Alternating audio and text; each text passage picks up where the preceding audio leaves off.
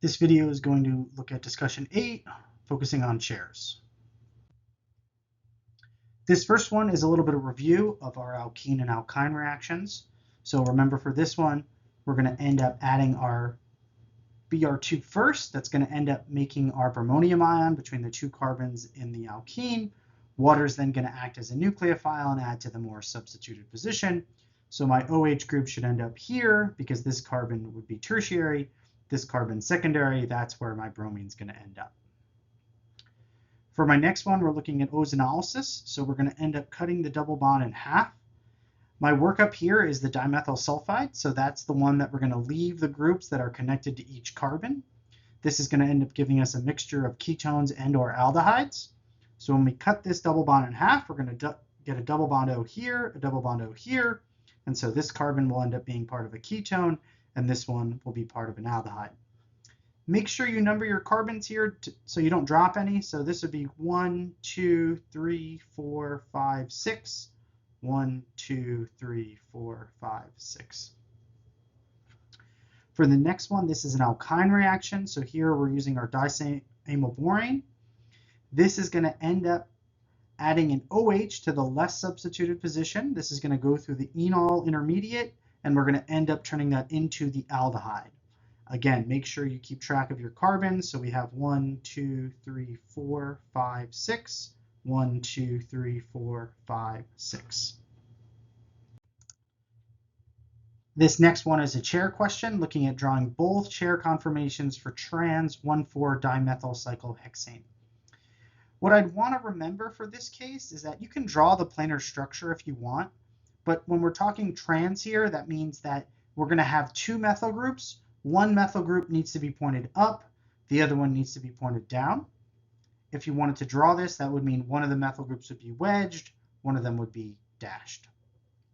So I'm going to go to my template that I talked about in the video, and then I'm going to go ahead and pick my number 1 position, and let's say that that is the CH3 group that I want to be pointing up. So I'm going to go ahead and put that on the axial bond.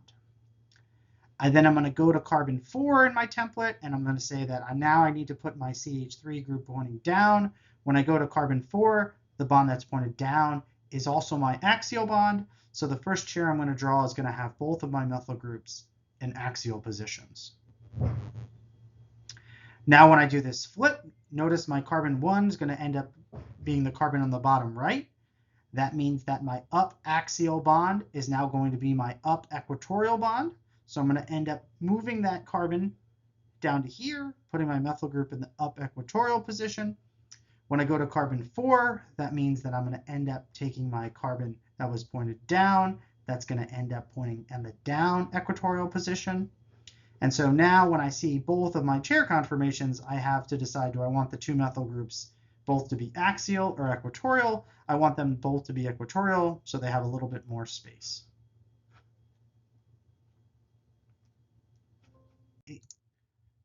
For this one, in order to get started, I'd want to identify all of my stereogenic carbons or my asymmetric carbons. And so I would want to identify those as being carbons that are sp3 hybridized and having 4 different groups. So my 2 asymmetric carbons are going to be here. I can also use my formula. I have 2 asymmetric carbons, which tells me that if I have 2 to the 2, that gives me a total of 4 possible stereoisomers. And you can kind of visualize these a little bit, right? We're going to either have RR, RS, SR, or SS. So that's the goal of this question, is to draw all of those. I would start with this stereoisomer because if I draw these two groups on a wedge, that means my hydrogen in both cases is on a dash, and it's going to allow me to easily rank 1, 2, and 3 and assign each configuration. So if you go and do that, we're going to end up getting the methyl group to be R and the carbon with the chlorine to be S. Now I don't need to worry about ranking. All I need to do is, if I'm trying to draw the possible other stereoisomers, I'm going to end up keeping some of these consistent and changing some of these. So the next one I would draw is, let's draw both of those switching, meaning my hydrogens and my methyl group switch, my hydrogen and my chlorine switch. If I switch those two groups, that means this asymmetric carbon turned into S, this one turned into R. My other possibilities would be keeping my methyl group consistent and changing the perspective of my chlorine. That's going to end up turning this into RR. And then the last option would be my chlorine staying the same for my original structure and changing my methyl group. That's going to end up making this SS. I'm just going to go ahead and label these. So A and B are going to end up being enantiomers because the stereochemistry at both positions is inverted. So this one turned from R to S, this one turned from S to R. For the bottom pair between C and D, this one turned from R to S, this one turned from R to S. Now, what about diastereomers? So diastereomers, we're seeing some of our asymmetric centers being the same, some different, and so that means A and C would be diastereomers. We're keeping the methyl group the same, we're changing the stereochemistry at the chlorine. That means A and D. In this case, we're keeping the stereochemistry at chlorine the same, we're changing the methyl. That also means that our diastereomic pairs are going to be B and C, where we're changing the stereochemistry of the methyl, and B and D, where we're changing the stereochemistry of the chlorine. The other thing I'd like to point out is if you had to name one of these, you'd want to go ahead and name them with the correct identification of where our positions are. So A, in this case, we would end up having 1-chloro-2-methyl cyclopentane, and we'd want to include in brackets the stereochemistry at 1, comma, stereochemistry at 2. So for this one, again, I'm giving you one of the chair conformations. I'm asking you to label each substituent, draw its flip, and then circle the lower energy. So again, I'm going to keep my template here to help me figure out which carbons are in which positions. But let's get started here. So this OH group is going to end up being pointing down slanted. That's an equatorial bond. My ethyl group here is pointed straight down. That is an axial bond. And my tert-butyl group here, that's pointing straight down. That's also an axial group. So now when I do my flip, I know that I'm going to have my top carbon here get pushed down to the bottom right. That's going to end up being drawn down axial. So I have my down equatorial group. It's going to still be pointing down, but it's going to switch from equatorial to axial. I then am going to look at carbon 6. So now it's 6 here. That group was pointed down axial. It's now going to be pointed down equatorial. Make sure that this bond is parallel to the sides of your chair. Last group on position 4. So 4, this was down axial. 4 is now going to be in the top left. The down bond is going to be equatorial. So it's going to end up looking something like that. Now, decide on energy. I have 2 axial groups on the left. I have 2 equatorial groups on the right. So this is going to be my lower energy chair because I have more equatorial groups. Some more reaction review. For the top one, I can see that I'm turning an alkene into an alcohol. I can also see that the alcohol was added to the more substituted position in my alkene. So that means I'm going to want to follow a reaction that is Markovnikov addition. In this case, I can see that I have a tertiary carbon next door to my more substituted position. So this molecule would be susceptible to rearrangements. So I wouldn't want to use my H3O plus and water reaction from chapter 4 because I might see a hydride shift. In order to prevent any carbocation rearrangements, here's where we'd use our oxymercuration and reduction conditions. For the next one, I can see that I'm going from an alkene to an alkane. That is a key indicator. We're looking at one of our hydrogenation reactions. In this case, we need our H2 and one of our catalysts, so we can use palladium or platinum, so PD or PT over carbon. For the bottom one, I can see that I'm going from an alkyne to a ketone, and this is going to follow my Markovnikov addition. So this is going to require us using our other mercury catalyst reaction that we saw with alkynes. So this is going to use water, and then our Hg2 plus and H2SO4 both as catalysts. The dicyamylborane that we saw in question 1 That wouldn't work here because we would end up making the double bond at the terminal position here, and it wouldn't be a ketone, it would be an aldehyde. Another way you could get asked a chair question is by giving you your planar structure and asking you to draw the more stable or both chair conformations.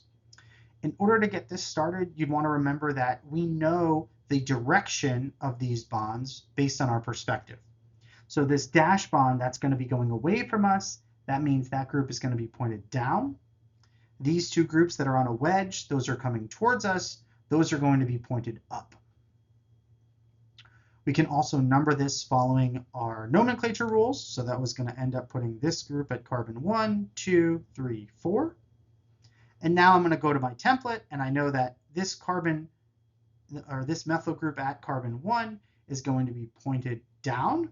So I'm going to go ahead and draw that on carbon 1's down bond, which is going to make this equatorial. On carbon 2, this methyl group is pointed up. So I'm going to go to carbon 2, which bond's pointed up? That's going to be the equatorial bond. I'm going to go to carbon 4. This group is pointed up. I'm going to go to carbon 4 and say that the bond that's pointed up is my equatorial. And so we can go ahead and add our groups. Down equatorial, up equatorial, up equatorial. When I do my flip, carbon 1 is now going to be in the bottom right position. It was pointing down. It still needs to be pointing down. Now that's going to end up going in the axial position. Now carbon 2 is going to be here. This was pointed up equatorial. In my flip, it's going to end up pointing up axial. Carbon 4 was up equatorial. It's going to end up still pointing up at carbon 4. Now it's going to end up being axial. Now I can see I have my chair conformation on the left with 3 equatorial groups. That's going to be the more stable conformation.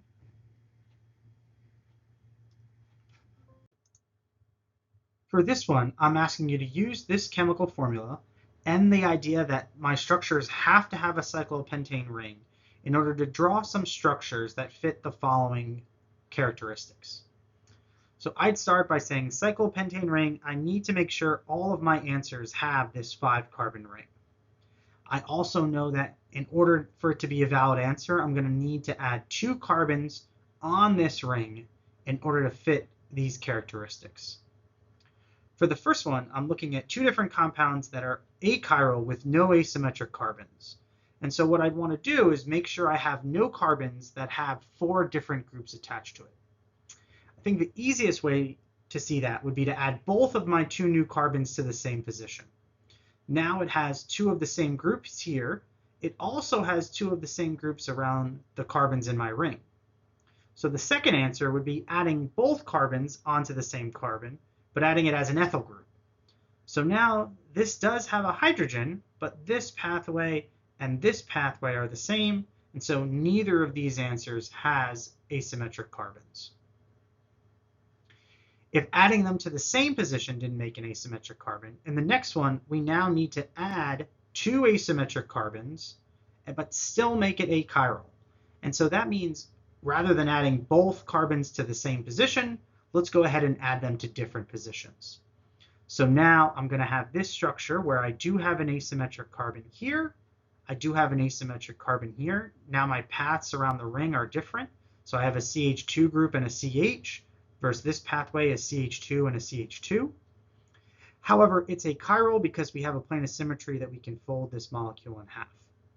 It doesn't matter if these are on a dash or a wedge. I still have the same 2 asymmetric carbons and the same plane of symmetry.